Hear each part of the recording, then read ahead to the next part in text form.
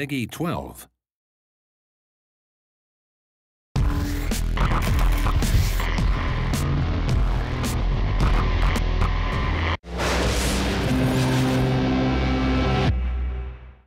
Hi everyone, I'm Emric, Senior Community Developer at Ubisoft, here today with Martin Edmondson, which you may know as the creator and creative director of the Driver franchise.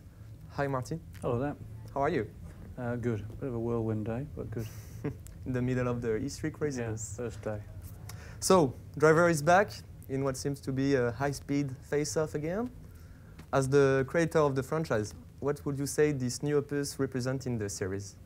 Well, it's a mixture really of the old and the new. So when we set out to design Driver San Francisco, we deliberately went back very much to the roots of the original Driver game, and for that it meant the original Driver game being the ultimate sort of car chase, Hollywood car chase fantasy. We took certain elements of the original game, like Driver, the main character Tanner, the undercover cop that we met in the first game.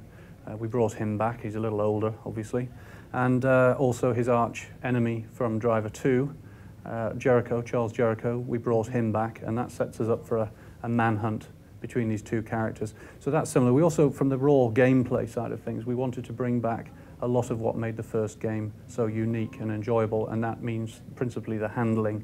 So we spent a lot of time, built from the ground up, the handling to be new, but also to very much feel like the original game.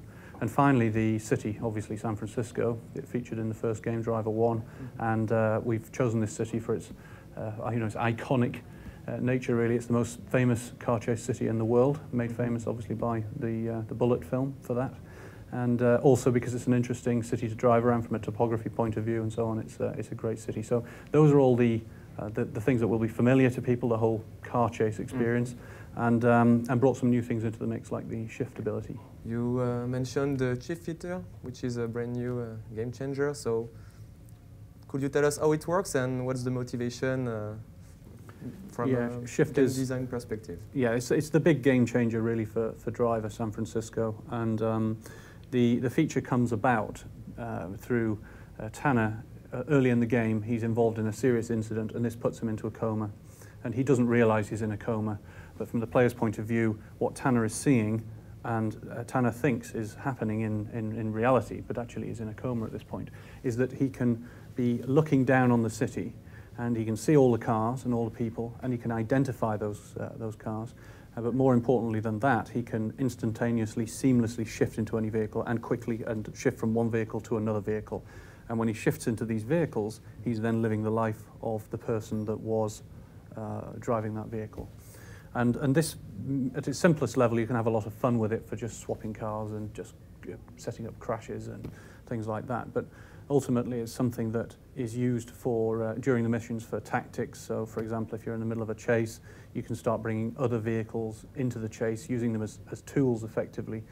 So, for example, getting an 18-wheeler rig to try and help you by head-on smashing into the getaway guy, whilst also managing being in the cop cars. That's a nice tactic. Tell us about the physics. We've seen some tremendous improvements over the past years. So what will Driver bring to the table? Well, Driver features our own physics engine. We built it from the ground up. We always have, actually. We've never used proprietary off-the-shelf physics engines or anything like that. So it's brand new. It's tailored specifically for what we need. Obviously, we get the handling out of it that we need, but it deals with all sorts of other things as well. The collisions, very realistic, and crumpling of the bodywork and damage to the vehicles. And it allows us to do some lovely little effects with the cars and the handling, and the way that when you're doing a burnout, the way it actually generates smoke all around the tyre and properly fills out the rear wheel arch. It's a very realistic effect. But when you're trying to mimic a car chase from a movie, it's important to get those little details right. Okay, to finish, one question every fan of the franchise is probably wondering, will the game soundtrack equal the awesomeness of the previous Driver games? Music has always been a big part of Driver, and we've always used it both in the game but also in the cutscenes and the storytelling. We edit cutscenes to music, much like a lot of movies do. And this is also a very important part of Driver San Francisco. We have around 60 or 70 licensed tracks, and the music choice is very interesting. We don't go for the music that you would expect everyone to have on their iPods, things that get a lot of radio play. It's quite obscure. Well, it's weird. It's like a familiar sound. You're not quite sure what it is.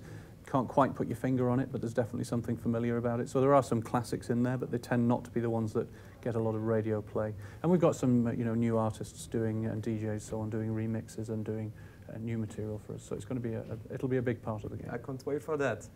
So thank you, Martin, for your time, and thank you for this game. We're happy to see it back to life now. So we. We can't wait to play that. So if you want to know more about Driver, you can check out the website at driver-game.com and check out for more E3 info. Thank you, Martin. No problem. Cheers.